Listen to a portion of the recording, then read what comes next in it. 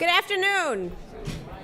I am Martha Minow, and it is my great delight to welcome you all as we honor Noah Feldman on his appointment as the Felix Frankfurter Professor of Law. Applause is appropriate.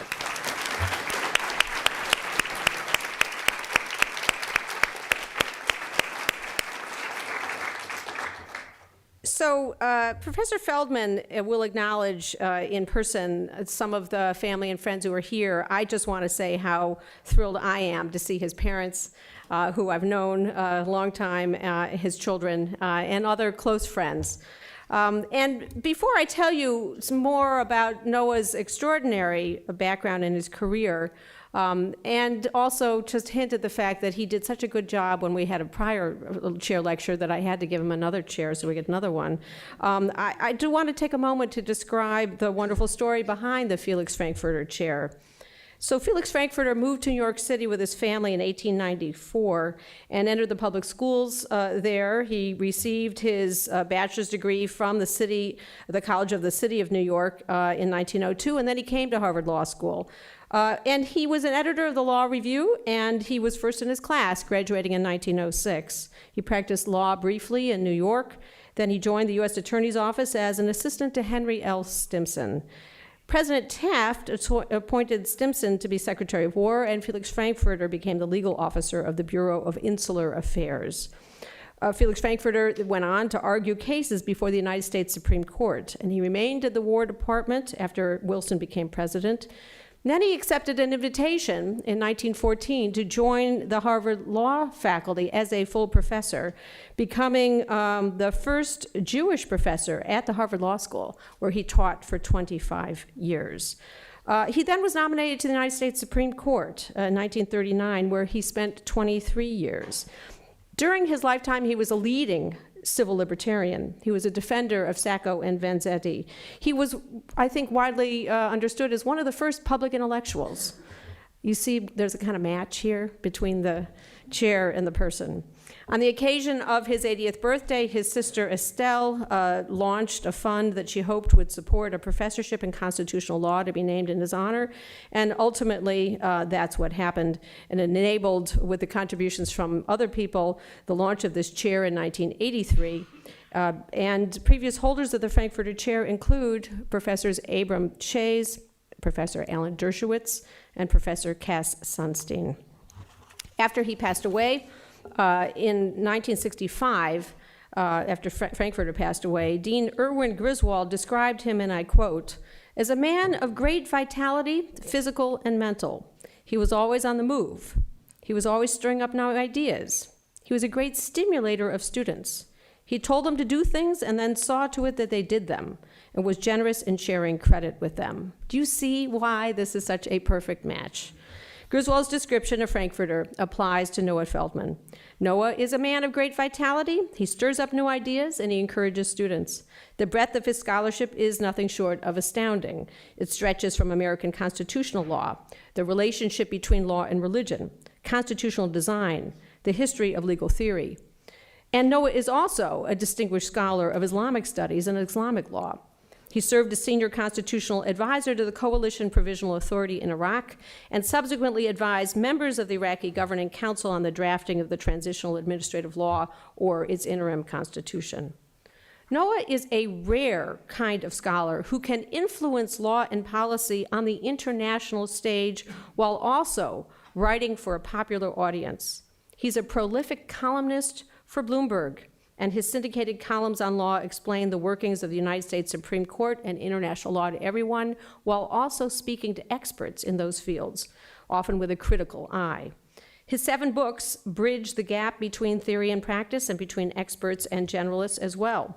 His 2010 book, Scorpions, explores the history and legacies of the United States Supreme Court justices appointed by Franklin Delano Roosevelt, with insights for scholars of the court, including members of the court who have told me it's the best book they read in years about the court. One of the scorpions Noah explores in that book is a man named Felix Frankfurter. Noah showed extraordinary promise in his early academic career. He attended high school not far from here at Maimonides in Brookline. In his senior year, he did something that few American high school students have ever done. He won the U.S. Chaidan competition in Hebrew, which is like, I don't know, the Olympics on the Torah, on the Bible, an amazing kind of thing. But then then he said, I'm going to compete in the international Bible contest, the Chaidan HaTanakh, and sometimes it's called Jeopardy for Jews. And it's, of course, assumed that the person who wins will be an Israeli every year. But in 1988, Noah Feldman and his co-American, Jeremy Weider, who's now rabbinic dean at Yeshiva University, defied the odds, and they put the Americans on the map, and Weider won the competition that year, and Noah, not too shabby, came in fourth. In a newspaper interview earlier this year, Noah described that experience, and I quote him, as one of the most important educational experiences of his life that opened new worlds. Howard Law School reaps the benefit of that high school year of study, and each year, Noah teaches classes on Jewish law and legal theory. After high school, Noah came to Harvard College, where he earned, I have to say this, the highest GPA, I think in the history, anyway, certainly in his class. He graduated summa cum laude with a degree in Near Eastern languages and civilizations. He was selected as a Rhodes Scholar. He earned a DPhil in Oriental Studies from Oxford University. And then he attended Yale Law School, it happens to some people, and he served as book reviews editor of the Yale Law Journal. He also was a law clerk then for first Chief Judge Harry Edwards on the U.S. Court of Appeals for the D.C. Circuit, and then for Justice David Souter of the United States Supreme Court. He began his teaching career at NYU following his appointment as a junior fellow at the Harvard Society of Fellows, and I'm thrilled to see people from the Society of Fellows here today. He was offered a visiting professorship at Harvard, and he then came as a permanent member of our faculty, and he's also now a senior fellow at the Society of Fellows at Harvard. His many books cover so many subjects, and I won't be able to describe them all because I want to give him some time to speak. But it is noteworthy that his work covers a range from Islamic legal studies, the constitutional work in transitional societies, and works on religion and government, Scorpions, which I've already described, which won the award from Scribes, the American Society of Legal Writers, and received the Silver Gavel Award from the American Bar Association. In 2013, he published Cool War, The Future of Global Competition, which examines the relationship between the United States and China and the evolving power struggles. And last year, he co-edited, along with Kathleen Sullivan, the casebook Constitutional Law, 18th edition, the book that was launched initially by the distinguished professor Jerry Gunther. Bloomberg Magazine once described Noah Feldman as the most beautiful brainiac. Esquire dubbed him one of the 75 most important people of the 21st century. Men's Vogue lauded his sartorial sensibilities. Noah himself has described the way that he dresses as think Yiddish, dress British. He's appeared on the Colbert Report. He's explained concepts there like Sharia law and U.S.-China relations. And as our class day speaker last year, comic actress and writer Mindy Kaling set the Twitter sphere abuzz with her repeated references to Noah in her speech and her dreamy prediction that one day they would fall in love. United States Supreme Court Justice Elena Kagan, when she was dean, called Noah Feldman, and I quote, one of the stars of his generation, a brilliant thinker and writer who has produced a remarkable body of work while still early in his career. From his on-the-ground knowledge of lawmaking in Iraq to his historical research on religious freedom in the United States, his range is as wide as any in the legal academy. Lawrence Tribe, the Carl M. Loeb University professor, said, I'm not always persuaded by Noah's take on the global scene or by his sense of what the Supreme Court is up to, but I never fail to learn something new and intriguing from his eclectic outpouring of legal and geopolitical insights. His brilliant study of Justices Frankfurter, Black, Jackson, and Douglas, perfectly titled Scorpions, is a splendid work of scholarship that brings legal and political history to life in a way I cannot imagine anyone else doing as well. More than just a jewel in Harvard's crown, Noah Feldman is an international treasure. And William Rubenstein, the Sidley Austin professor of law, said this, and I'm sorry, I have to quote it all, it's so good. When Noah Feldman opens his mouth, words flutter out like butterflies loosed from a net. The effect is luminous, but the substance concrete. Few people know as much about as many things.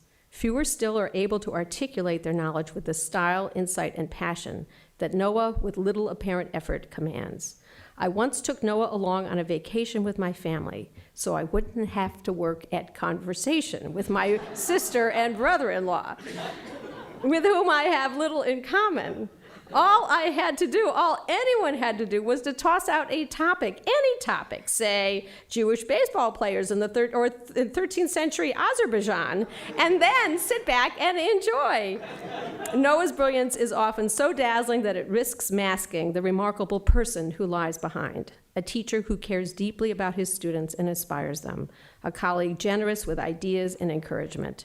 A friend always willing to lend an ear or even to go on someone else's family vacation to run interference. And a parent with incomparable energy, patience, love, and affection for his family. The glory of Noah's artifice persistently enchants. His presence in our community is a great treat and honor. I cannot say better than that, other than to say it is my distinct honor to be not only dean, but also friend of Noah Feldman, the Felix Frankfurter Professor of Law. Noah.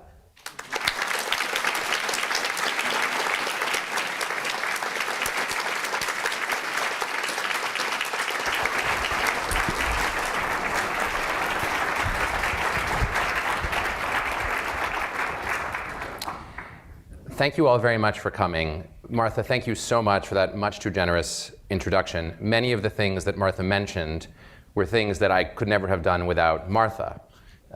Society of Fellows the first time, coming to teach here. The only reason they let me into the Society of Fellows the second time is that Martha went on leave to do a little job called being dean. I'm hugely grateful to you, Martha, for all of those things, and I really deeply appreciate your words. I'd also like to thank my colleagues for being so kind. Larry, if we did agree about those things, that would make me very nervous. And Bill, thank you very, very much for saying what you said. It does set the bar a little high. I'm not promising anybody butterflies. On the other hand, if you want to talk about Jewish baseball players, we have the capacity for a real conversation. I would also just like to acknowledge, alongside many, many very close and wonderful friends who are here, and students and colleagues, my parents, who I'm very grateful are here today, and my kids, who I'm very grateful are here too, and whom I will have occasion to allude to perhaps a little bit later. And I'd also like to very much thank my assistant Shannon Whalen, who is spectacular, stupendous, and without whom I could not do even a quarter of the things that I'm lucky enough to have the chance to do. So thank you, Shannon.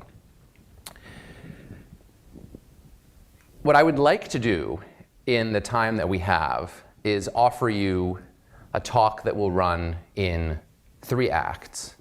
And in order to set up those acts, I want to start with a specific moment in time, a moment in January of 1939, which Martha already alluded to, when Felix Frankfurter was at home in his house on Brattle Street, and while, and I'm quoting him, in his BVDs, received a phone call from the President of the United States informing him that he was going to be appointed to the Supreme Court.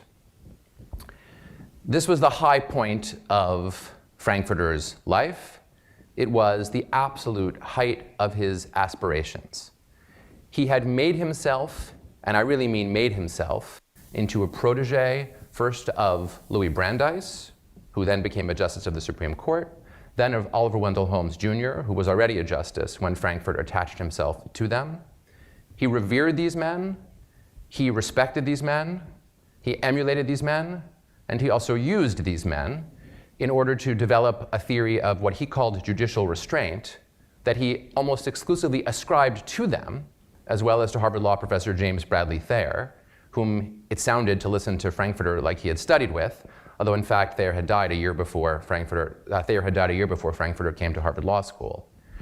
And from their extraordinary and extraordinarily disparate ideas, Frankfurter had crafted a single theory according to which the right thing for judges to do would be to hold themselves back, to restrain themselves in his turn, from using the Constitution of the United States to strike down legislation generally progressive legislation, but Frankfurter thought it applied to all legislation, that those legislatures had enacted that some judges and justices believed violated the US Constitution. So just to be very clear, this was the ultimate anti-judicial activist theory. And it wasn't a perfect fit for any of these figures, in part because on some topics, like the First Amendment, Holmes and Brandeis were actually prepared to be somewhat activist, and certainly more activist than their peers. And their motives were all very different in the sense that, for example, in the case of Brandeis, Brandeis liked progressive legislation, so he didn't want conservative courts to strike down that legislation. Holmes was a kind of nihilist, and he thought that if the people wanted to make the country into a socialist dystopia, his job was to let them do it, as he famously said on multiple occasions. Thayer was a historian who wanted to make the argument that judicial review was very rare in the American history of constitutional analysis. So they had different approaches, but Frankfurter made them into a coherent theory, which, as I say, he attributed to them.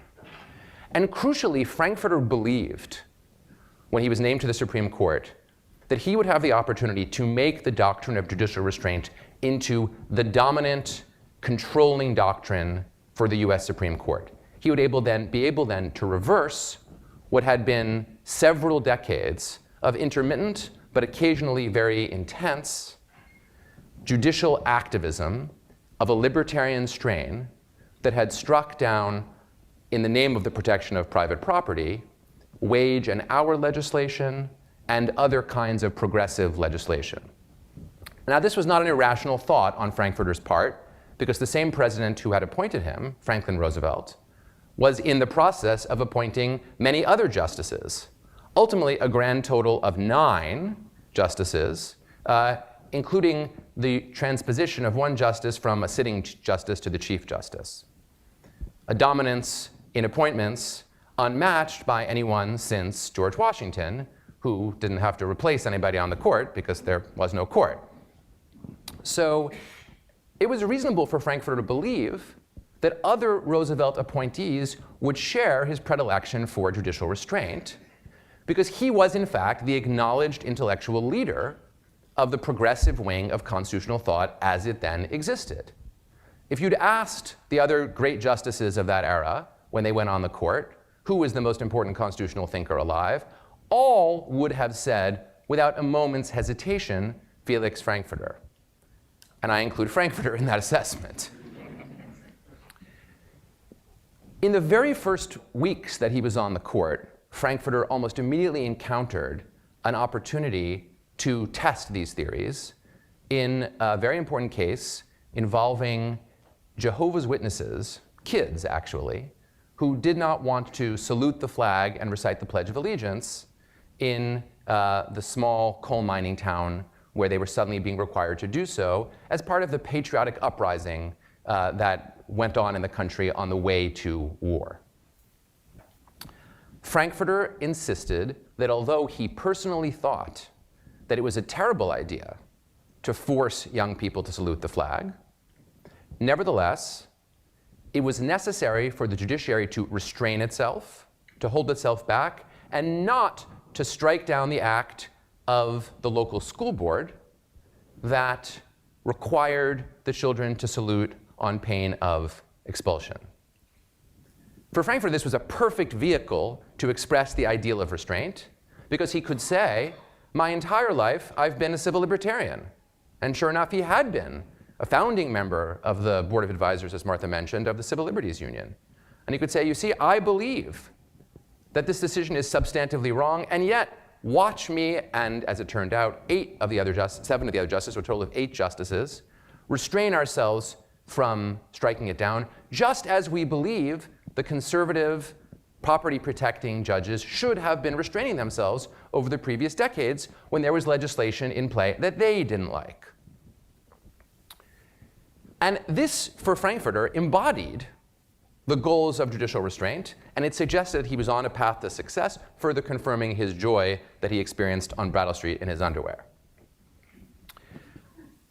Within a couple of months, it became clear that Frankfurter had overplayed his hand. Why? Well, there were a series of attacks across the United States directed at Jehovah's Witnesses, kind of mini pogroms, if you will, in which actually a Kingdom Hall was burned and several people were badly physically injured by angry mobs.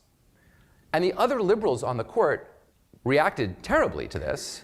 That is to say, they reacted appropriately. They were incredibly upset, and they said, what have we done here? We had the votes to strike down this enactment, and we didn't do it. And several of them began to send up smoke flares of the kind that Larry is such a genius at seeing in the Supreme Court's dense doctrine, hinting that they wanted another case before the Supreme Court with the exact same facts so that they could reverse themselves. And just a few years later, a little further into the war, they did exactly that. And Frankfurter was devastated. It appeared that the doctrine of judicial restraint itself, that he believed in and that these other justices were supposed to believe in, was being repudiated before his very eyes. And he wrote an impassioned, profound, remarkable dissent that his colleagues begged him not to publish in the form in which he wrote it, in which he insisted that as a Jew, he knew what oppression was, he knew what it was to be a minority, but that as a judge, he said, as judges, we are neither Jew nor Gentile, Protestant nor Catholic. This was his intentional and self-conscious paraphrase of St. Paul's statement that there is neither Jew nor Gentile, nor male nor female, all are one in Christ Jesus. This was not a coincidence for Frankfurter. This was a profession of faith, and it was a very Frankfurterian profession of faith. He mentioned that he was Jewish for the sole purpose of disclaiming any influence of his Jewish influence on his decision, any influence of his Jewish identity on the decision. And simultaneously, he substituted, again very self-consciously, faith in American constitutionalism, faith in a certain vision of the meaning of the Constitution, for the content of religious belief implicit in the Pauline reference. So Frankfurter was saying, there is a religion here, I have a religion, and that religion is Americanism. And he frequently said that in his life, although on one or two occasions he said that the only institution that inspired any true religious feeling in him was the Harvard Law School. And I think he meant it, because he associated the Harvard Law School with being the place where this form of constitutional values had been learned, and indeed where, as a result of Frankfurter's influence in the appointment over subsequent years of his students to the faculty, it continued to be taught much longer than at any other comparable institution. Now, the consequences of the split between Frankfurter and his liberal colleagues are fairly well known, and I spent a lot of time in the book that Martha mentioned talking about them, so I won't belabor it for you now, but I'll just say in a sentence that the consequence was, in fact, that Frankfurter's great liberal colleagues, who were Hugo Black, William O. Douglas, and Robert Jackson, each felt the impulse to develop his own grand theory of how the Constitution should be interpreted. And they developed those views through the personal vector of profound mutual detestation. So this group of friends became bitter enemies, and I mean bitter. Frankfurter said to somebody about Douglas that he was the only truly evil man I have ever known. And at the height of the war against Germany, Douglas nicknamed Felix Frankfurter, who was 5 foot 5 inches in his shoes, not in his stocking feet, and sometimes still spoke with a Viennese accent, Der Führer. So I'm not describing a kind of mild dislike. I'm talking about profound hatred. These men who had been allies became enemies, and the form that their hatred took grew out of and was nurtured by their different views of what the Constitution truly ought to mean. Act 2. And here I'm transitioning from material that I worked on in Scorpions to material I'm working on now for what I fervently pray will someday be a book about James Madison, the father of the Constitution, as he's often called. And I'm going to take a specific day in Madison's life, as I took a specific day in Frankfurter's life. And that's the day in the middle of December of 1788 when Madison was on top of the world in much the same way that Frankfurter was on top of the world when he was nominated to the Supreme Court. So what did James Madison's world look like in December of 1788? Well, he had spent the previous 5 years trying to convince people that the Articles of Confederation needed to be replaced with something new, a constitution. And it had taken a while for him to convince people of the necessity of this. There was a first failed convention in Annapolis, Maryland. Then a year later, the Philadelphia Convention. At the Philadelphia Convention, Madison had taken the lead. Through the mouth of his Virginian colleague, Edmund Randolph, he had proposed a plan that was a pure blueprint for how the Constitution should look. They didn't get everything they wanted, not by a long shot, but they got most of what they wanted. And in that sense, at least, the Constitutional Convention was a product of Madison's initiative and Madison's execution. That wasn't all. That had ended a year before, in September of 1787. Then it had become necessary to argue for the ratification of the Constitution. And Madison had engaged over the previous year in an intense intellectual effort alongside Alexander Hamilton, who had also been a delegate at the Philadelphia Convention, in producing the Federalist Papers, which, although not originally published nationally, they were originally published in the New York newspapers, very quickly were collected and sent across the country and were intended to be and were understood by contemporaries as a full-on philosophical justification for the new constitutional design that had come into existence. And they were full of original new ideas, almost all of them developed by Madison over the previous couple of years, and then reaching fruition and development in the course of their composition. So an extraordinary outpouring of intellectual creativity, comparable, I think, perhaps only that I can think of to Einstein at the height of his powers producing 2 of the most important papers in the history of physics in a relatively short span of, just a little over a couple of years. This is comparable. If you're a constitutional lawyer, I think Madison is our Einstein.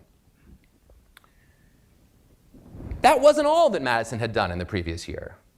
He had, last but not least, had to have an actual brutal knockdown, drag-out political fight in the Virginia ratifying convention with Patrick Henry, the most powerful politician in Virginia, the greatest rhetorical exemplar of his age, called by everybody the greatest orator that anybody had ever heard, who had fought tooth and nail against ratification of the Constitution.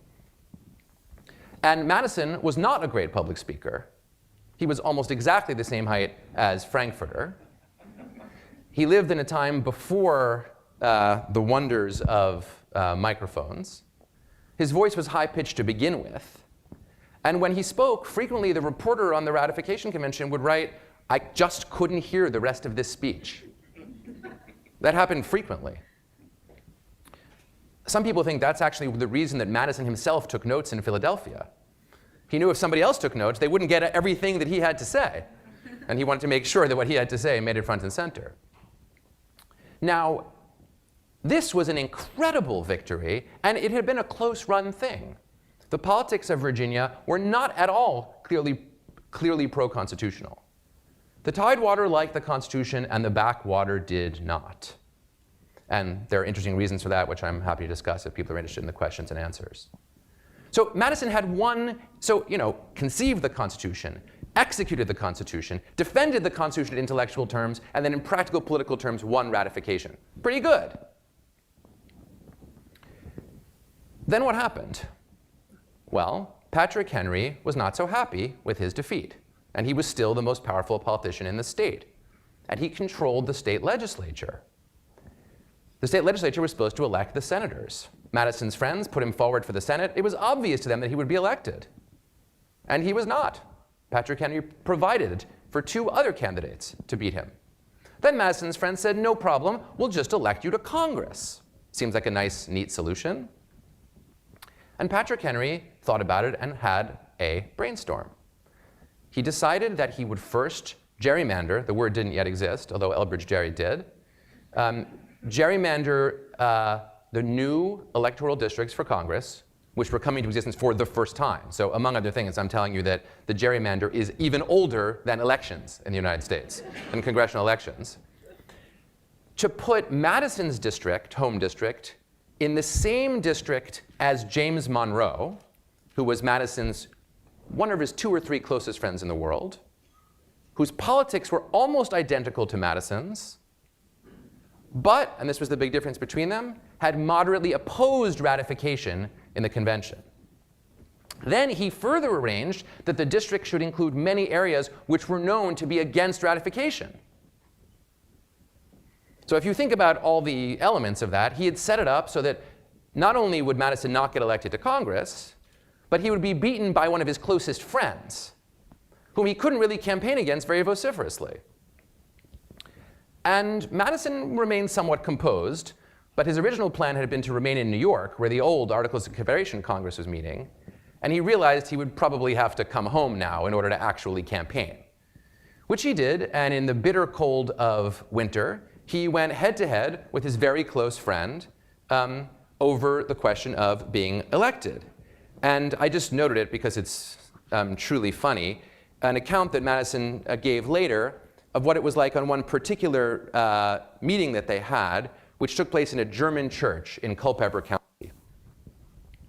Service was performed, he says, by which he means religious service, and then they had music with 2 fiddles. They are remarkably fond of music. He's talking now about the German religious enthusiasts. When it was all over, we addressed these people, now we is he and Monroe, and kept them standing in the snow listening to the discussion of constitutional subjects. They stood it out very patiently, seemed to consider it a sort of fight of which they were required to be spectators. I then had to ride in the night 12 miles to quarters, got my nose frostbitten, of which I bear the mark now. And then, according to the person who wrote this down, he touched his nose on the left side, mentioning his scar of battle. Now, most people, faced with one of their best friends in the world, trying to stop them from getting elected to Congress, and thereby essentially destroy their political careers. And it would have destroyed his political career because this was on the heels of this massive accomplishment of ratification. If he'd immediately been voted out of office, he might well have never come back into politics. And by the way, he couldn't just go into the executive branch because the executive branch was going to consist of something like 4 people. And the jobs were spoken for. Hamilton was going to be Secretary of Treasury, Knox was going to be Secretary of War, and Jefferson, Madison's closest friend in the world, was going to be Secretary of State. And it wasn't clear if anyone would work for these people at all. So he didn't have a lot of other good options. So most people under these circumstances, when you throw in the cold and the frostbite and the Germans and the fiddles, would not have been so happy about the fact that this was happening. Well, in the end, Madison won. He comfortably defeated Monroe. And he wrote the following letter to Thomas Jefferson, which I just find so extraordinary that, again, I'm going to quote it, and this is all for quotations, I promise. Now remember, Jefferson was in France, and Madison never told Jefferson early on in the campaign that he was going to run against Monroe. Monroe was also a protege of Jefferson's, and they were Jefferson's 2 closest proteges. In fact, Jefferson repeatedly in the years before this, and even in the months running up to the election, which he knew nothing about, he was in another country, was writing both to Monroe and Jefferson, urging them to buy property near his Monticello so that they could all live together in a kind of coterie, in which they would be essentially his adoring younger proteges. And they got along with each other, although apparently there was some competitive spirit, otherwise Monroe would not have run for office. I think I neglected to mention that Monroe was also lured to running by Patrick Henry. So he knew that Henry was behind this.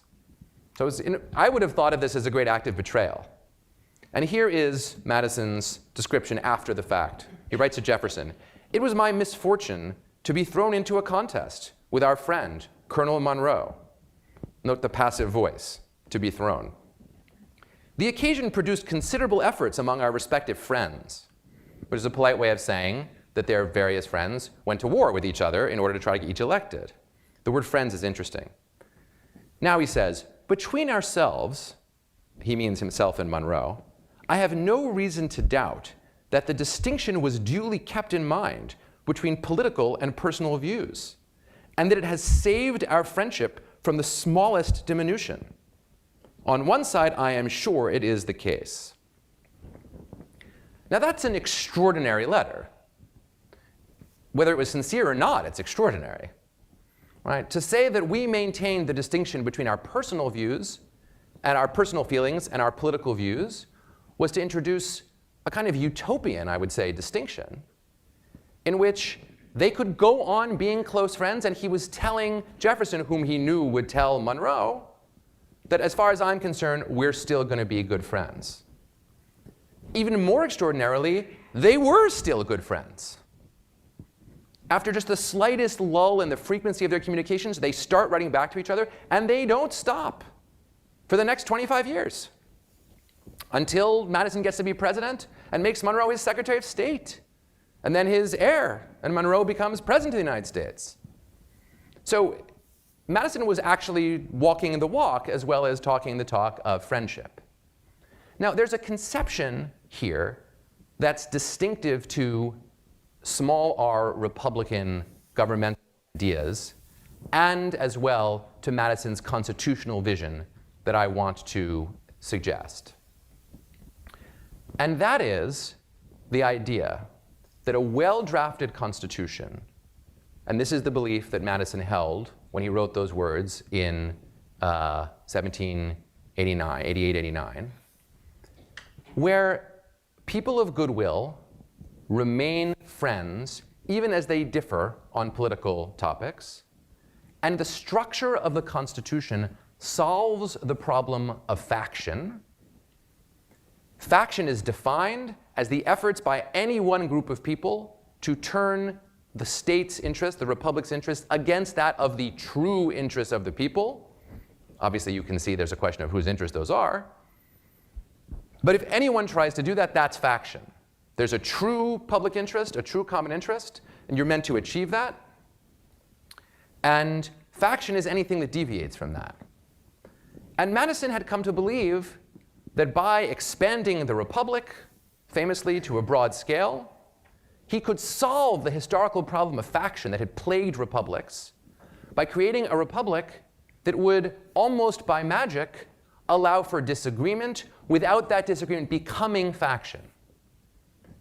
He would therefore have invented, and he thought of it as an invention or as a creation of his own, a kind of transformative type of constitutional government in which a republic could subsist without breaking into partisan pieces. It was for this reason that the great historian Richard Hofstadter, and social theorist, said that Madison had created, and believed he had created, a constitution against parties. The idea was to break the possibility of parties, which were the engines of faction, and to assure a world where we all would get along in just the way that Madison was mapping in his relationship with Monroe. They had disagreed about ratification, they had disagreed about the right way the country should go, but they did it mildly and within the context of more general agreement, and so therefore they could remain friends.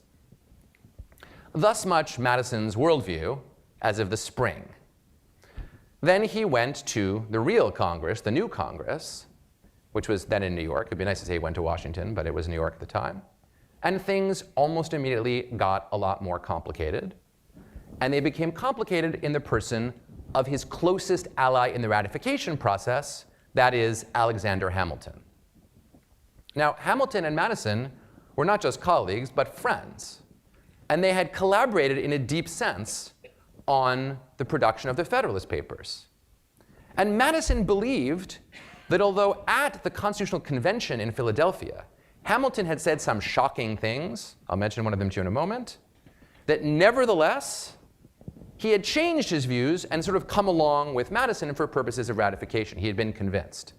Now, the thing that Hamilton had said that maybe should have given Madison a hint that things were more complicated was that at the Philadelphia Convention, which, as you know, was secret among the members, they took an oath, which they kept, not to reveal the proceedings. Hamilton said that only a monarchy, a constitutional monarchy, but a monarchy, could possibly hope to govern a country as broad and disparate as the United States. The other delegates were pretty shocked. He was the only person at the entire convention, 55 people, who ever openly spoke in favor of monarchy. Others might have secretly agreed, but he had no compunction about saying it straight out. And he actually, in the course of condemning the plan of the so-called New Jersey Plan, which was a sort of continued version of the Articles of Confederation, and also Madison's Virginia Plan, he concluded his long speech on the topic, Hamilton did, by saying that even the Virginia plan was pork still, but with a different sauce. This was not meant to be praise. The idea was that they were both some smelly old piece of pork, not a really true, proper governmental system, but the sauce was a little different. Namely, it was the sauce of being a little bit more small r Republican, a little bit more nationally democratic, we would say, using anachronistic terms. So that's what Hamilton had said, but Madison believed Hamilton had changed. Madison believed wrong. And in the first 2 years of the Congress, Hamilton engaged in a series of 3 proposals which were written into reports. They were called reports. They were 60, 70-page essays, which were made public and given to the Congress. What was really a period of creativity on his part, comparable, arguably, to what Madison had done in the sphere of policy. And I won't belabor it, but essentially, the first proposed the creation of a national debt, in part by the buying up of state debts, with the goal of consolidating the national economy and aligning the interest of the bond markets with the interest of the government, and thereby assuring a commitment from capital to the continued preservation of the republic. Madison thought this was the worst idea he had ever heard, and he opposed it tooth and nail. Ultimately, though, a deal was struck between Madison and Hamilton, with Jefferson presiding, in which Madison agreed to vote for the bill, or simply not to object to the bill, which created the assumption of state debts by the federal government, in exchange for Hamilton agreeing to move the capital not to New York, where he was from, or Philadelphia, which was also close to the markets, but to a godforsaken, swampy spot on the banks of the Potomac. So Madison didn't like it, but he agreed to make the deal. Hamilton was just getting started. Next, he proposed the creation of a national bank, which would be able to issue paper money, create liquidity, and get the economy running. Madison thought it was a terrible idea, but he didn't stop there. Now Madison started to declare, both in writing and in speeches in Congress, that Hamilton's plan violated the Constitution. Why? Well, the Constitution was a constitution of limited powers, and there was no explicit power to establish or incorporate a bank. I won't get into the details of who was right or who was wrong about this. It's itself a very complicated question, but suffice it to say that it was a plausible argument that he was making. But notice that he wasn't simply anymore saying that Hamilton had a bad policy idea. He was saying that Hamilton's idea was out of court. It couldn't be proposed in the United States because the United States wasn't the kind of republic where a bank was an option. There was yet a third component of Hamilton's plan, the last, which was to take an agricultural republic and turn it into a modern manufacturing industrial state. The Industrial Revolution had begun in England, and he intended for it to continue in the United States. And to do that, he proposed a system of systematic tariffs and, more importantly, subsidies for manufacturing. Now, Madison had imagined an agrarian republic. What he was about to get, according to Hamilton, was a debt-maintaining industrial trading state. Could not have been a more different vision. And again, Madison didn't restrict himself to saying this was wrong. He said it was unconstitutional. Why? Again, the same argument. No authority for subsidies anywhere in the Constitution. Over the course of the increasingly brutal fights between Hamilton and Madison, they, who had been friends and allies, turned into enemies, a word that they themselves used. Each founded a newspaper, each founded a political party. The man who had designed the Constitution against parties created one of the first 2 American political parties within 3 years of the closing of the process of drafting that Constitution. And they went to war with each other. And in his writings, in the newspaper that he founded, Madison openly said, who are the friends of the Republic and who are the enemies of the Republic? And then he gave a description that was obviously referring to Hamilton. So a process had happened whereby alliance and friendship had turned into partisanship and enmity.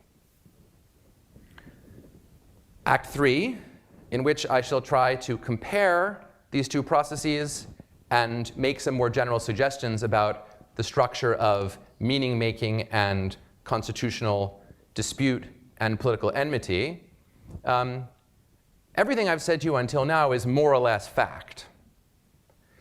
Everything I'll say to you in the next few moments is more or less interpretation, and therefore open to contestation, debate, and disagreement. I mean, you can argue with the other stuff too, but it's a slightly different type of argument. So what do these two examples have in common? I mean, superficially, there's some interesting points of contact.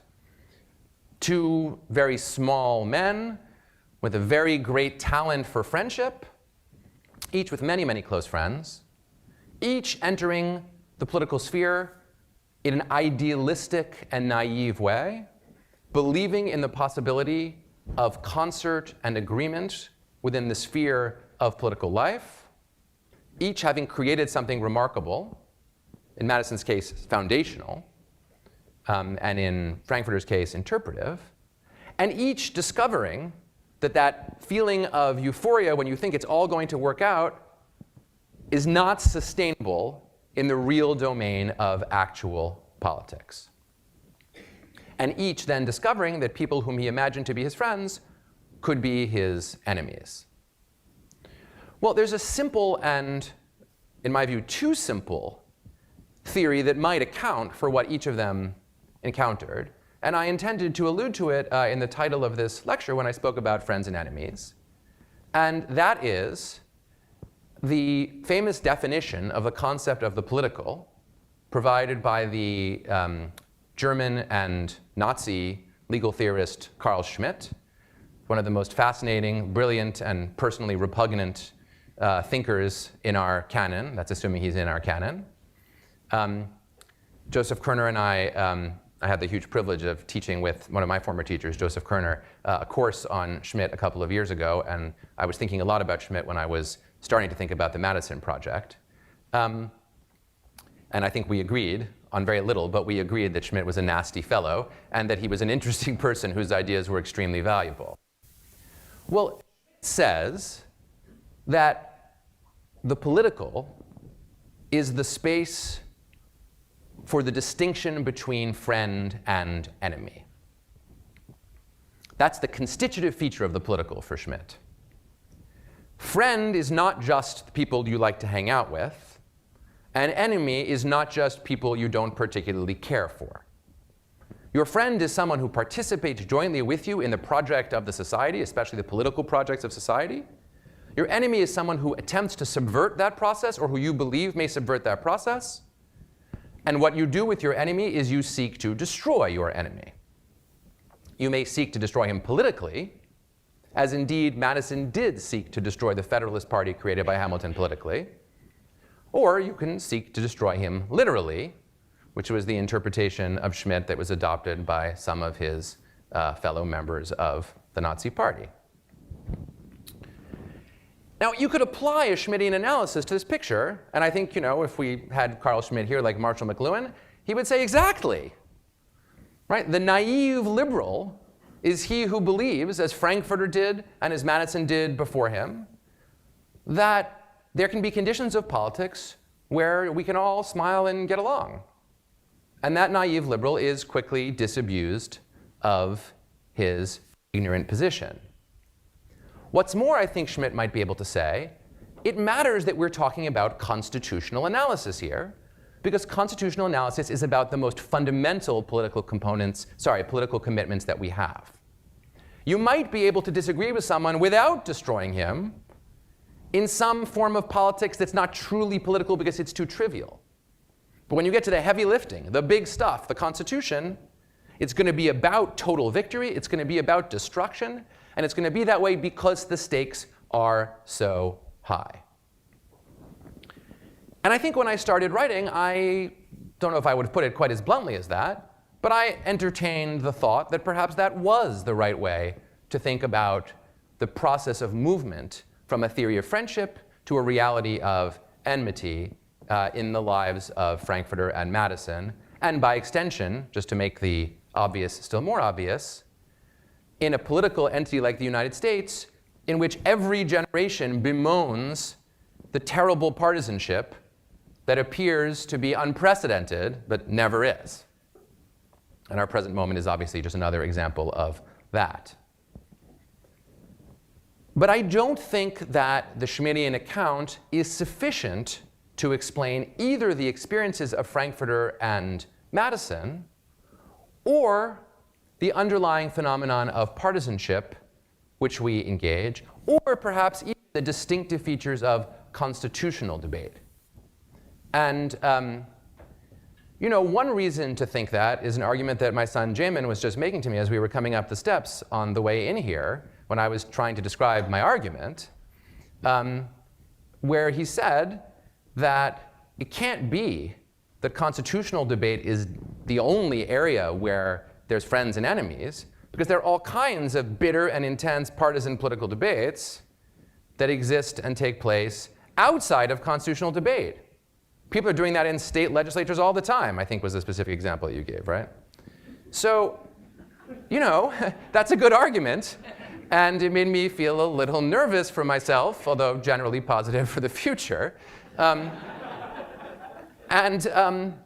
think it's a good challenge for asking the question of whether the constitutional context of these debates that I'm describing might shed any light on why Schmidt is not completely right, though I'm not going to go so far as to say that he's completely wrong either. Instead, I'm going to try to say that Schmidt is good to think with. So what's the core of the claim? I think it has to do with the way that constitutional practice creates a series of political discussions or discourses that allow us to act as though the other side is our true enemy without actually transforming the other side into the kind of enemy whom one would want to destroy absolutely. Even, I'm going to suggest, in the content of his views, not just physically, but even in the content of his views. So let me just make sure the hypothesis is clear, and then I'll try to bear it out for about 2 or 3 minutes, and then we can, with any luck, have a conversation about it. And I see enough of my students in the room that I know someone's going to tell me how wrong this is. So the argument, again, is that there's something distinctive about defining a polity in terms of constitutional commitments, arguing in terms of those constitutional commitments, and sustaining the structure of partisanship through those constitutional commitments that paradoxically, at least for Schmidt, enables you to look on somebody, call him your enemy, and have him not really be your enemy. He's sort of a pseudo-enemy to you. And that you may not like what he says, you may even claim you want his views to disappear, but in fact, you don't fully want his views to disappear. So what would that feature be? What would make constitutional discourse able to do this? Well, here it's useful to talk about Madison's experience, because Madison first is the first person to frame a constitutional structure and call it a constitution.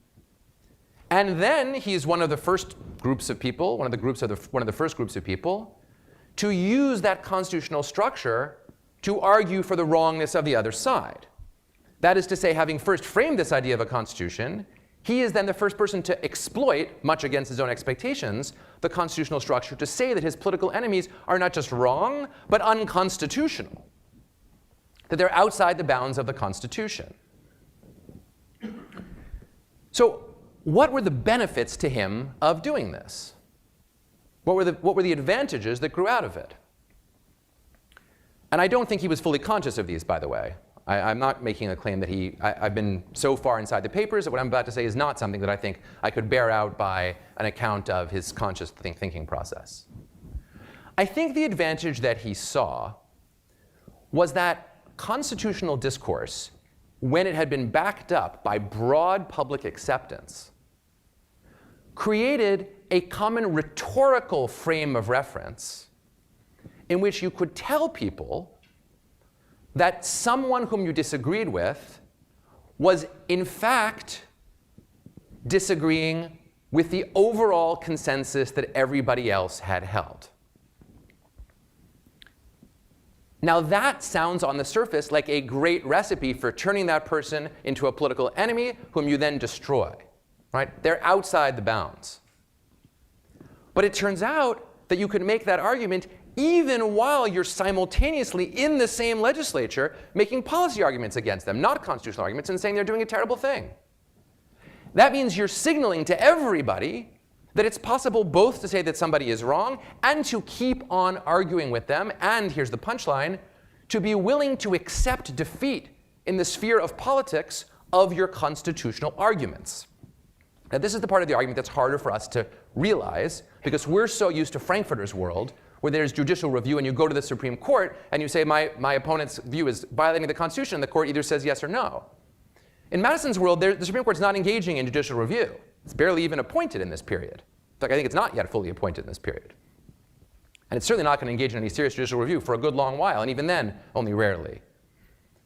So what what Madison is doing is that he's in the legislature making the argument that the other side is violating the Constitution, and then 3 times in a row, he loses. How does he lose? Through the same constitutional structure that he himself created. Hamilton's got more votes. And what does Madison do each time? Does he declare the other side to be the enemy? Well, he uses those words. Does he go to the streets? Nope. Does he try to shut down the government? Nope. He just enables and allows the entire constitutional structure to keep on running, just as he designed it, with the small footnote that it's no longer the same constitutional structure that it was previously. It's not the same. It's been changed. Hamilton says it is in the Constitution. There's a general welfare clause. It says Congress can tax for the general welfare. He says it explicitly. Madison says if that's the meaning of the Constitution, we don't even have a Constitution anymore. Hamilton says, watch me, I have the votes. In that structural context, you can declare the other side to be the enemy, and you can keep on working within the system. You have a cover that facilitates your continued commitment to the system, even as you're making this incredibly, I would say, overwrought political argument that the other side is outside the system. But you're signaling to everybody simultaneously that you don't really fully believe it. And that, Jamin, I think is part of the reason, why you have people fighting about things that are not constitutional politics, and that's totally normal part of politics. It's also normal in the constitutional debates. There's always a normal political part to the constitutional debate. You say that the Affordable Care Act is terrible policy, and you say that it violates the Constitution. And everyone knows you're saying both. They're not exactly interchangeable. They have different implications, but they commit you to this broader structure of argument in which you can use the vocabulary of political hatred without engaging in the practices that would actually cause you to treat the enemy as an enemy. You're not actually treating the other side as your political enemy. The Republicans of Madison's world are not treating the Federalists of Madison's world as actual Schmittian enemies. They're just speaking as though they're actual enemies. And key point, they're using the Constitution to enable them to talk that way, because the Constitution lets you say, you, my friend, are outside the structure of this polity. It turns out it's great to be able to call somebody your enemy, as long as you don't act on it. And in another sphere, once you say they're the enemy, someone will say to you, well, if they're your enemy, why aren't you doing anything about it? Madison could say, well, the Constitution. That's not a perfectly consistent answer, notice. You could say, well, no, you should be doing something about this. You could say to Al Gore, Bush v. Gore is, a preposterously, constitutionally false decision, and obviously so. So, let's see how many people in the army will listen to you. I mean, it's funny, but the fact that it's funny is evidence. Right? The fact that that's funny is data for the observation that this constitutional structure actually enables a certain kind of masquerade of Schmittian politics. It's a masquerade of friends and enemies in which you treat others as an enemy. You may even emotionally feel that they're your enemies. And believe me, there's lots in Madison's papers, and even in his public writing, saying that Hamilton wants to turn the United States into a monarchy. So I want to close with an interesting, but in a way sad, but also, I think, in a certain respect, heartwarming anecdote about the very end of Madison's political dispute with Hamilton, right when Hamilton retired from office. And by this point, Madison hated Hamilton so much, he was full of paranoid fantasies about why Hamilton quit. Actually, Hamilton quit because he was broke. The Republicans imagined that Hamilton, who served the interests of the financial markets, must have been terribly corrupt and built up hundreds of thousands of dollars. One report said that he had 300,000 pounds sterling. In fact, he was very close to bankruptcy. Whatever his flaws, and they were many and extraordinary, Hamilton was actually not dishonest, not on that dimension. So after Hamilton disappeared from the scene, George Washington was all that was left on the Federalist side. Now, Madison revered Washington, and he had used Washington in much the same way that Frankfurter used Brandeis and Holmes. He had convinced Washington, along with Edmund Randolph, to attend the Philadelphia Convention to draft the Constitution, because he knew that if Washington, the most respected man in America, was there, the whole thing would not appear to be either revolutionary or in other ways prohibited. So he had used him. And they were friends. And in the early years of the administration, Washington used Madison back. Washington's first address to Congress, what we call today the State of the Union speech, he asked Madison to draft it, which Madison did. Then it was read out to Congress, and then Madison drafted the Congress's response to the president. And then Washington asked Madison to draft his response to his own response to the speech he had written, and Madison did that too. So this is a picture of close political collaboration. By late in Madison's and Washington's second term, that was all gone. That was all gone because Hamilton had forced Washington to choose between him and Madison, and Washington had gone with Hamilton. And it's a story for another day, but just there was no foreign policy in this speech. Hamilton and Washington were pro-British. Jefferson and Madison were pro-French. France and England went to war. They were constantly at war, but there had been a lull, and the lull ended, and they went back to war. And the United States had to choose a position, and the United States had a treaty with France, unsurprisingly, because France had helped the United States beat Britain in the Revolutionary War. And it was a treaty where the United States was pretty much obligated to come to the aid of France in case of war with England. And Washington decided he didn't want to follow that, and he issued unilaterally a proclamation or declaration of neutrality where he said that the United States would be neutral. And Madison went ballistic.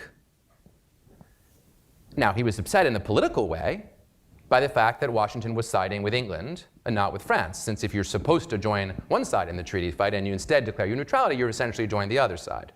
So that was the ordinary political side of it. But Madison wasn't done. He had a new tool, which he had honed in his battle with Hamilton, and the tool was the argument, you guessed it, that the other side's action was also unconstitutional.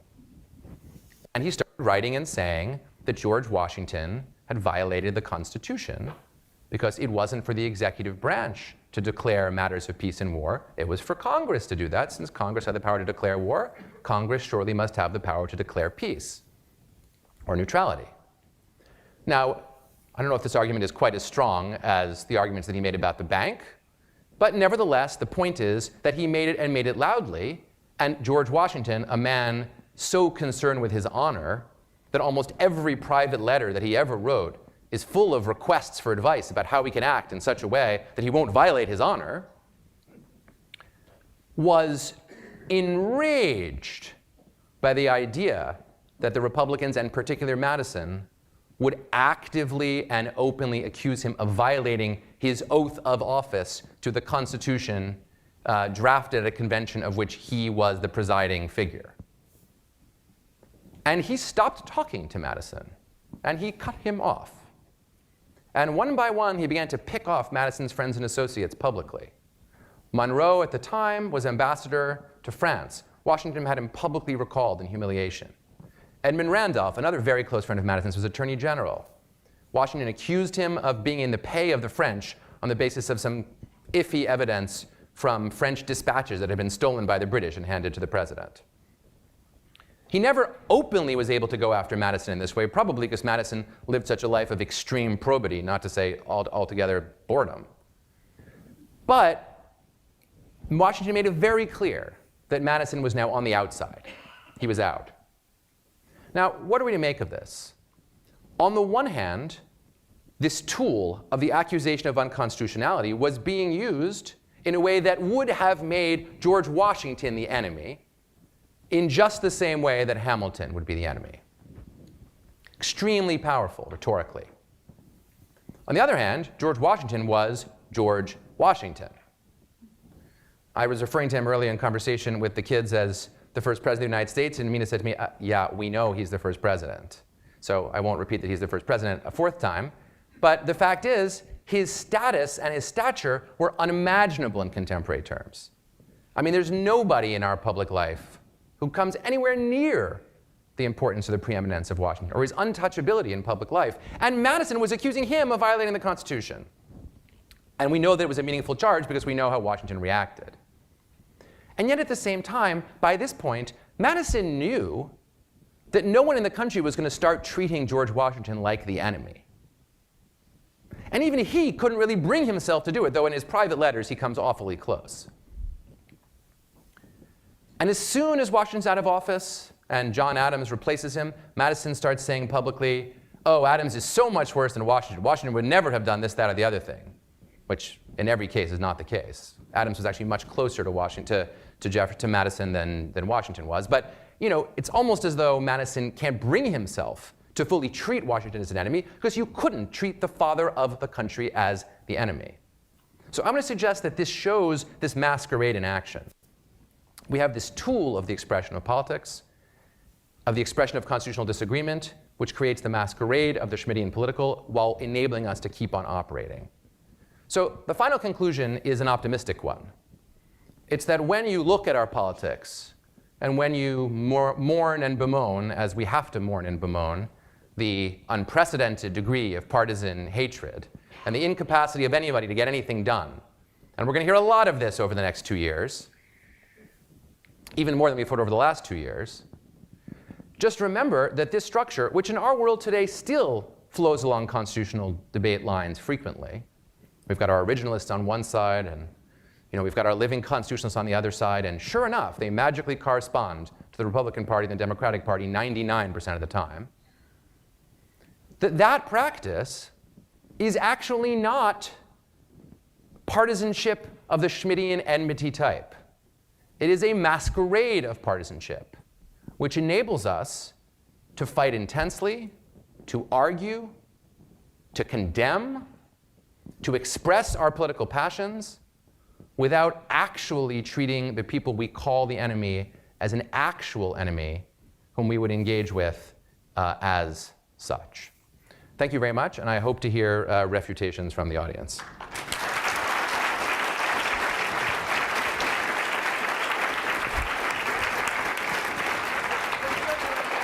Sure.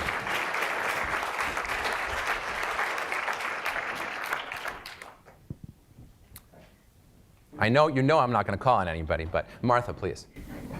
That was fabulous, and it reminds me in many ways of the teacher of music who begins with Shostakovich and then goes backwards, because we see Madison very differently after we start with Frankfurter through your eyes. My question is, if you're right about the masquerade theory, what is the status of the inability now for compromise to be valued? Is that part of the masquerade? Because politics can't happen without compromise. So I think Martha's asking, as she always does, the most penetrating question. The problem with the valuing, the public rhetorical valuing of compromise, is that I think that formulation, which we all use and which is of course true, I mean, you're saying something, it's a true statement that without compromise there can be no politics, is that it tends to identify a particular debate and imagine a middle ground in that debate as the compromise and call that compromise. But there's another kind of compromise in play also, and that's the compromise on the general political context in which everybody is operating. We might not be able to compromise on this number in the budget, but we so far have reached agreement or compromise on not shutting down the government. We've come close a few times, and we'll probably come close again, depending on how it polls. But there is still remarkable consensus. Another way to think about this is, if you compare us to politics in some other places, 20 years ago, when in Europe there was a real left, Europeans would say, well, American politics isn't politics at all. Your two political parties are the same party. They're both just center-right political parties. And there are lots of good examples of this. The Democratic parties turned to regulatory reform in the 1970s. It's just the most prominent and one associated with the Harvard Law School. And now European politics is more like we are. Their left parties and their right parties are probably actually closer together even than our parties are. And the differences in our political world are often differences, not all, but often differences on questions of cultural value, where some kind of cultural compromise is reached, even as everybody loudly denies that there's any compromise. And I think gay marriage is a great example of that. Right now, there's still the vestiges of a real political debate, but in 10 years, it will be hard to remember that there was ever a debate about this. There will be some compromise in there. There are going to be some compromises made to evangelicals with respect to institutional obligations to respect gay marriage. And those will be painful compromises, and it would be wonderful to live in a world where they didn't have to be made, but they probably are going to get made.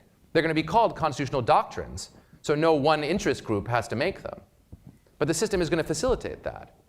So, sometimes we're in the midst of it and it looks just so brutal and uncompromising. But in fact, this structure enables certain compromises to emerge, again, often without acknowledging that they're happening. Scott. What's your proof that it's the Constitution per se that's actually creating this masquerade? Were all the fights pre-Constitution true fights? So, great. I don't think that can everyone hear the question in the back? So I don't think that the Constitution as a political institution is creating this compromise. I think that, let me say two things about first what a constitution is and then what it isn't. I think a constitution is a political agreement among elites where they agree on a certain term of reference for subsequent argumentative debate. And you can do that without something called a constitution. But this is why constitutional scholars, at least historically, looked at countries that said they didn't have written constitutions and said, oh, no, there it is. Look, there's the Constitution. So on this view, and this is more an Aristotelian picture, every political society has something that is the small c constitution of that country. So in that sense, I think successful political societies that don't fall apart, not Iraq, for example, have small c constitutions, and if they're lucky, big C constitutions, that are durable agreements between elites, durable against a backdrop of continued ongoing bargaining and negotiation. The Constitution has failed when you have a civil war. Now, it's worth mentioning that not only because of the reference to Iraq, but also because Madison's Constitution only lasted 80-odd years, and then it failed. I mean, the definition of constitutional failure is a civil war, in my view, and the American Civil War came. And it's very difficult when you're writing about Madison not to drop a footnote every other paragraph saying, hey, look at this. This is exactly, here are the seeds of the Civil War. Here it is coming. Here's Light Horse Harry Lee, Robert E. Lee's father, writing a letter to Madison about how if the North keeps doing this, I'd rather not be in the polity at all. You want to just keep on, putting bold on it on the foreshadowing. But that would be bad for the reader, and it would be anachronistic as a matter of historical work. But, it's hard to avoid thinking that way. But the reason that it's not the right way to go is that it did work for 80-odd years, which as constitutions go is a remarkably durable constitution. So all you can do then is show the fault lines. Show the north-south fault lines, show the agricultural commercial fault lines, and most importantly, because I haven't mentioned it before, show the fault lines of slavery. Madison himself was born into the arms of a slave. His eyes were closed after his death by a slave. He was never, for any day of his life, not attended to by a slave. So, and I've got lots and lots of writing, and it'll be a lecture for another day, about the complex worldview of a person who is, unlike Jefferson, not a structural racist, doesn't actually believe that people of African descent are inferior, and yet is fully committed to slavery. He's just as committed to slavery as Jefferson is, while constantly disagreeing with Jefferson's biological and cultural racism. So, that's itself a complicated story, and it would be wrong to give the lecture about Madison without at least mentioning that picture. I guess the last thought on that is that the rhetorical structure of constitutionalism is the thing I'm really focused on here. But I think that there is a real structure underneath that enables, so okay, here's the argument, to put it as formally as I can. All states that have functioning small c constitutions have some mechanism where you don't treat the other like a true Schmittian enemy and destroy him. But big C constitutionalism, the kind where you call it a constitution and point to it and talk about it a lot, offers one particular mode, not the only, but one particular mode for discourse where you can play out a lot of political enmity without actually going over the edge. So thank you, that helped me formulate that better. Yeah, Yassine. Just kind of based on your description, it seems as if adversity is created for the mobilization of some type of change, but what I didn't actually hear was your own kind of personal perception of the masquerade theory, because in my opinion, I'm thinking betrayal, deception, right? Like even the little game of Madison responding to Washington's address and that kind of back and forth as a member of the public and citizen in this country. I look back at our history and I almost feel like I'm being orchestrated by those kind of on the political stage. And so what is your personal opinion of this masquerade theory, as it really isn't just a much ado about nothing? Yeah, that's an amazing question, Yassine. Thank you. That's an amazing question. And it's one that I had hoped to avoid answering, so I appreciate you raising it. When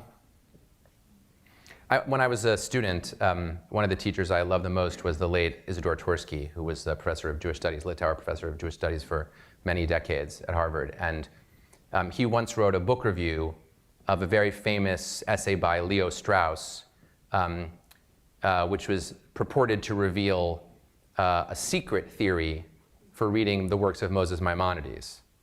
The theory is called esotericism. It's the idea that if you read the text carefully enough, you can discover secrets that are hidden in there.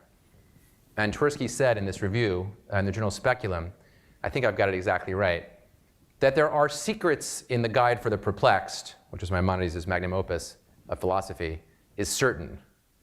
Their nature, however, remains a mystery. So, you kind of want to say, in response to Yassine's question, well, can't we talk about something else? But that wouldn't be fair, so let me try. Political structures that involve masquerade do have one important elitist feature, and that is that some of the people inside the game know that they're a masquerade.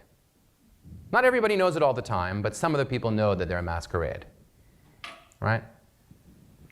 On the other hand, a feature of constitutionalism with a big C is that everyone in the polity can look at the original documents, look at the original agreement, and see for himself or herself how far we've gone from that original agreement.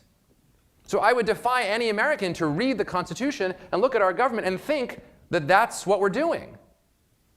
Right? And when someone says, look at the document, now look at what we're doing, I'm thinking here of Lane Scarry, who's here, who's just published, well, she's wrote over time and has just published a spectacular book called Thermonuclear Monarchy, which everybody should read, which I heard her lecture on when I was a law student. And the thrust of the book, if I can grossly oversimplify it, is to say, look at our constitutional structure, and look at the Republican values that give rise to our Constitution, and now look at what we've got. It's nothing like what's in the Constitution. What we have is a monarchy, says Elaine. She says Hamilton won. I mean, Elaine is completely correct about this, but anyone who would read it and read Elaine's book would be able to see that. That's public. That's not a secret. So that means that the fact that our system is in fact not driven by the structure of the Constitution as written is an open secret. We all know it. And that makes it more justifiable and less elitist. And it's a reason to feel less manipulated. Or maybe it's a reason to feel self-manipulated, which might be a worse feeling rather than a better feeling, but it's a different kind of feeling at least. It's a more, agentic feeling. I hate that word, but it's a feeling that makes you feel like more of an agent. Because you're deceiving yourself. We're all deceiving ourselves. Now, you might say deceiving yourself is bad. That's a hard question, right, Hans? From a psychoanalytic perspective, you need a little self-deception. You don't want to have too much, but if you had no self-deception, you're finished. And, Yassine, you and I have been working on this profound question of what happened in Egypt over the last few years. And there you have an instance where at certain points in public sphere, there's no self-deception. There's no masquerade.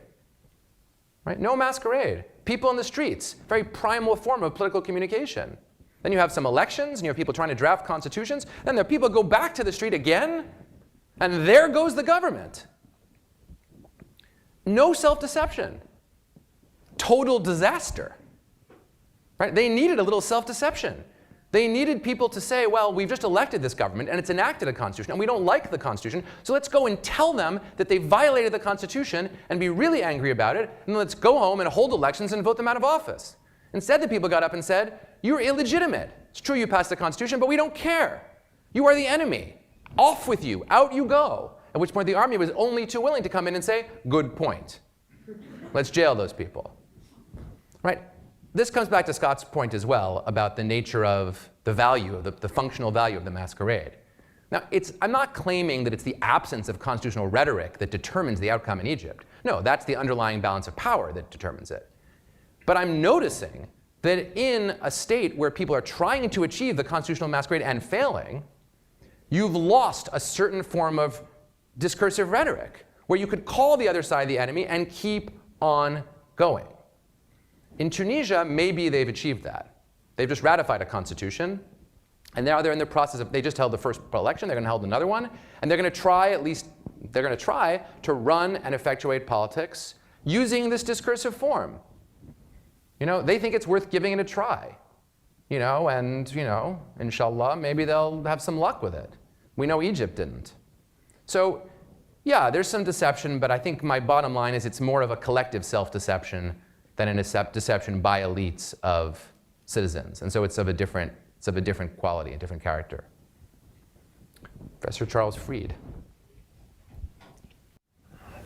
What is what was the small C Constitution in our 1930s when Roosevelt was being treated with the same epithets that Madison was hurling, and yet we didn't fall apart, as compared to Germany in the 1930s, where they had no small C constitution. They had a big C constitution, but no small C.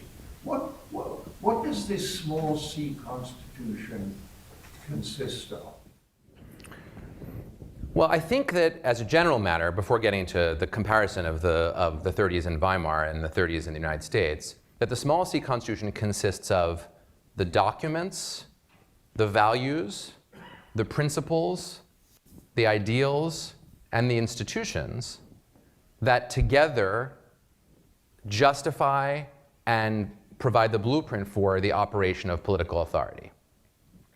That's not my definition. That's a loosely tweaked version of Bolingbroke's definition of a small C constitution, writing in the 1730s. I think it's pretty darn good. Notice that it includes the actual exercise of power, but it also includes this discursive component I'm talking about, the way people talk about power, the way they express that power, and most importantly, the way they legitimate that form of power. Now, to your example, there were moments like the first week of Roosevelt's presidency, which in March of 1933 corresponded improbably enough to Hitler's rise to power within just a few weeks, in which Roosevelt's actions could have been perceived and were perceived by some as comparably extra-constitutional. I'm thinking in particular of the confiscation of gold in the United States and the abrogation of contracts that private individuals had made either with one another or with the government to avoid precisely this scenario where gold was confiscated and the gold standard was removed. And the Supreme Court, cough, cough, ratifies these things. And the stock market liked them, I think, Jerry. There's some evidence, there's some event studies suggesting that the market liked them. And from the bench, Justice McReynolds, another nasty figure of history, though nowhere near as nasty as Karl Schmidt, well, I don't know about that, but not as nasty as Karl Schmidt, said in the oral argument from the bench that Roosevelt was Caesar. He subsequently went and struck it from the written transcript, so it's a little hard to find, but there's contemporary newspaper evidence that he said it. And by calling him a Caesar, he was comparing him to Hitler and knew exactly that that was the intent of what he was saying. And that view was not crazy from a certain kind of constitutional standpoint. What was the difference? it would be easy and too cheap to say that it was broad public support for Roosevelt in the election, because Hitler had also achieved broad popular support in the election. To me, the crucial question is, what constraints did Roosevelt believe he did operate under? We know what constraints he didn't think he operated under. He thought he could get away with the gold clause because he thought the markets would, with the gold confiscation, because he thought the markets would back him. He thought he could get away with the first New Deal, which he didn't get away with, and the Supreme Court struck it down. But politically, he thought he would get away with it, again, without destroying the Republican Party. He believed that he needed not the kind of consensus that would enable him to block him from governing. He wanted to do that. But he thought he needed enough consensus from the other political party that their reaction would not be revolutionary. The other side accused him of being, as I just said, of being Caesar. They talked the talk of enmity. They didn't take the actions that would have corresponded to that. Given that political culture and given that context in which Roosevelt knew he could keep the opposition, he had no need, one might even say, to seek to destroy the opposition utterly. Not so Hitler. Hitler had an opposition that would have, on its far left, happily seen his destruction and knew that he was the enemy. He had a weak liberal middle that was unsure of how to act.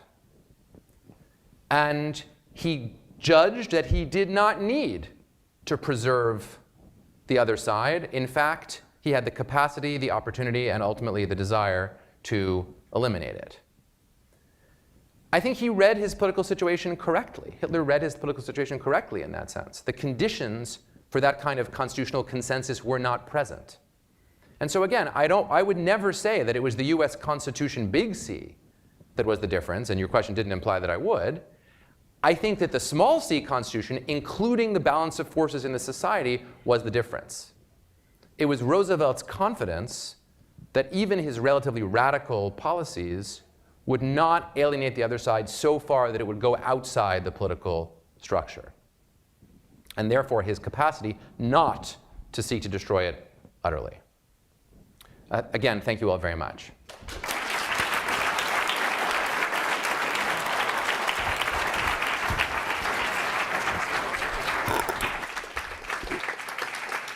I hope you will all join us for a reception, but one more thing needs to be done. Would you please sit? I sit.